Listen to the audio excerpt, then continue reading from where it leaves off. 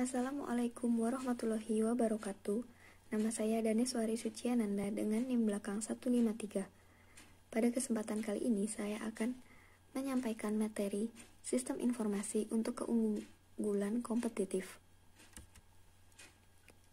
Tujuan pembelajaran setelah menyaksikan video ini diharapkan kita bisa mengetahui model sistem umum perusahaan, memahami model 8 unsur lingkungan, menyadari keunggulan informatif dari sistem informasi, dan mengetahui dimensi keunggulan informatif.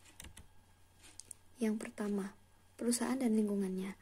Perusahaan adalah suatu sistem fisik yang dikelola melalui penggunaan sebuah sistem virtual.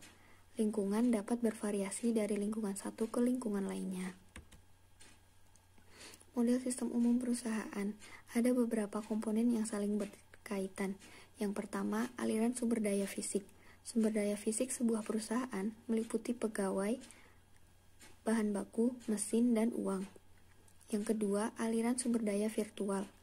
Menunjukkan aliran dari sumber daya virtual meliputi data, informasi, dan informasi dalam bentuk keputusan. Yang ketiga, mekanisme pengendalian perusahaan. Unsur-unsur pengendalian perusahaan meliputi standar kinerja, standar perusahaan, dan proses informasi yang mengubah data menjadi informasi. Yang keempat, lingkaran umpan balik. Proses informasi yang mengubah data menjadi informasi, lalu diberikan kepada para manajer yang akan mengambil keputusan.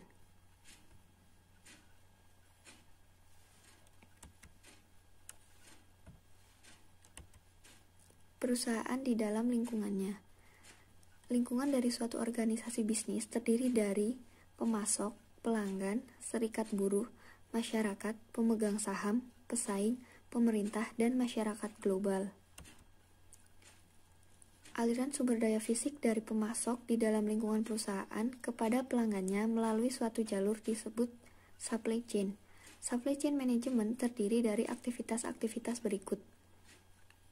Yang pertama, meramalkan permintaan pelanggan, membuat jadwal produksi, menyiapkan jaringan transportasi, memesan persediaan pengganti dari para pemasok, mengelola persediaan, melakukan produksi, melakukan transportasi sumber daya kepada pelanggan, dan yang terakhir melacak aliran sumber daya.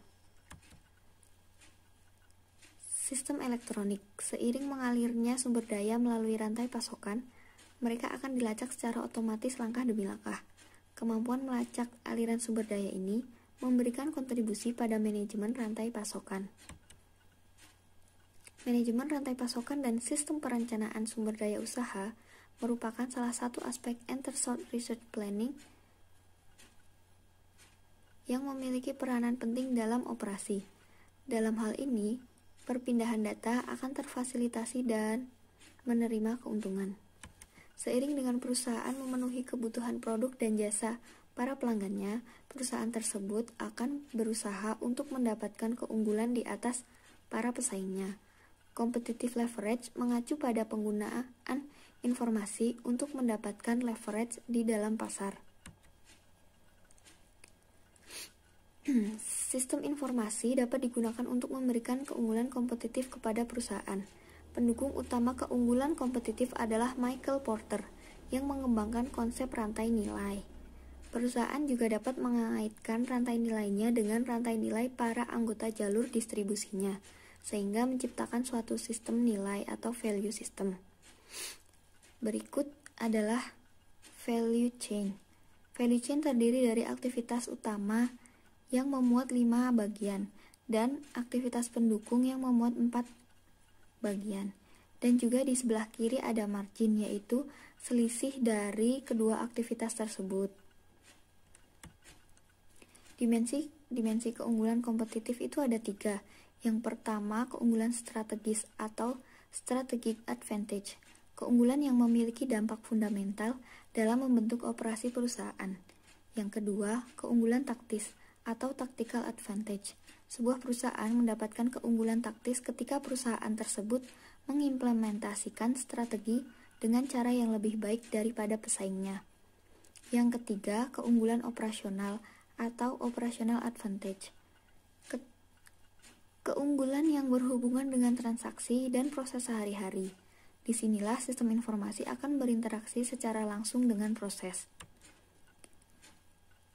Kemudian ada juga tantangan dari para pesaing global.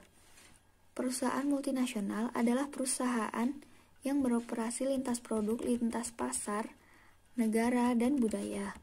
Alasan utama perusahaan melakukan outsource adalah ekonomi.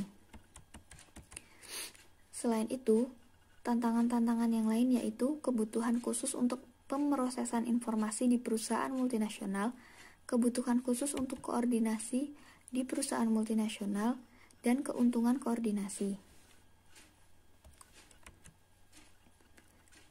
Selain itu, dalam mengembangkan sistem informasi juga terdapat tantangannya. Pengembangan semua jenis informasi dapat menjadi suatu tantangan. Tetapi, ketika sistem yang dibuat mencakup batas internasional, para pengembangnya harus mengatasi beberapa kendala yang unik.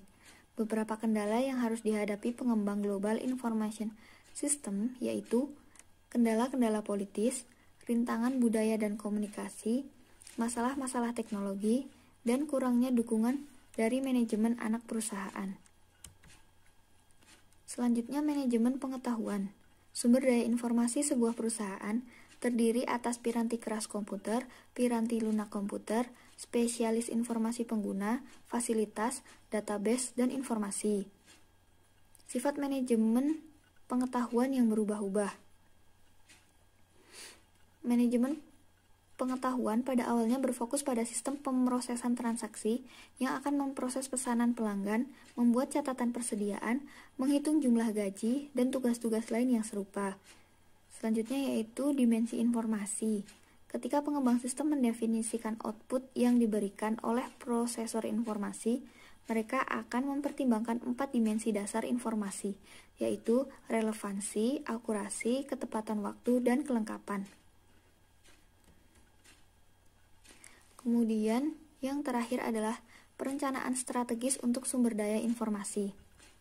Chief Information Officer dan Technology Officer merupakan manajer tingkat tertinggi di layanan informasi. Perusahaan-perusahaan pertama pengguna komputer menempatkan tanggung jawab pengelolaan sumber daya informasi di tangan sebuah unit khusus yang terdiri atas para profesional informasi. Yang kedua, perencanaan strategis bagi perusahaan, mengidentifikasi tujuan yang akan dicapai sistem informasi di masa depan dan sumber daya informasi yang akan dibutuhkan. Yang terakhir, rencana strategis untuk area-area bisnis, yaitu merinci bagaimana masing-masing area berusaha mencapai sasaran strategisnya. Sekian presentasi dari saya. Apabila terdapat banyak kekurangan dan kesalahan, mohon dimaafkan. Wassalamualaikum warahmatullahi wabarakatuh.